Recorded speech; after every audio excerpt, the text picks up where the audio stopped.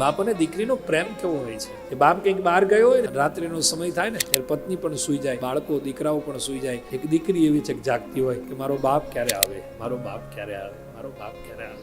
હવે તો ફોનની સુવિધા છે, એ 12 વાગે ફોન કરે, કેટલે પહોંચ્યા, કેટલે પહોંચ્યા, કેટલે પહોંચ્યા. એ જ્યાં સુધી ઘરે ન પહોંચે ત્યાં સુધી સતત એને યાદ કર્યા કરે. ઘરે આવે એટલે પાણી અર્પણ કરે, ગરમ ગરમ જમવાનું અર્પણ કરે, દવાની જરૂર હોય તો દીકરી દવા આપે.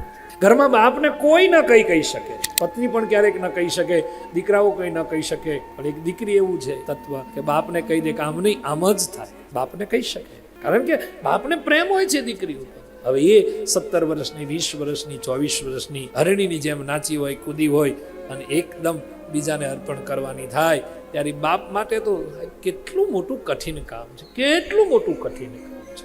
દાદ બાપુએ તો લખ્યું છે કે બાપનો કાળજાનો કટકો એટલે દીકરી છે. આજે પણ નાનામાં નાનું, આમ તો કોઈ નાનું હોતું જ નથી, કોઈ મોટું હોતું જ નથી. દરેક દીકરી માટે બાપ મોટો જ હોય છે અને દરેક બાપ માટે દીકરી એ મોટી જ હોય છે. સામાન્ય ઘરમાંથી એક સામાન્ય બાપ જ્યારે દીકરીને વળાવે ને ત્યારે બાપ ધ્રુસકે ધ્રુસકે રડતો હોય છે કે દીકરીની વિદાય બહુ કઠિન હોય છે, બહુ કઠિન.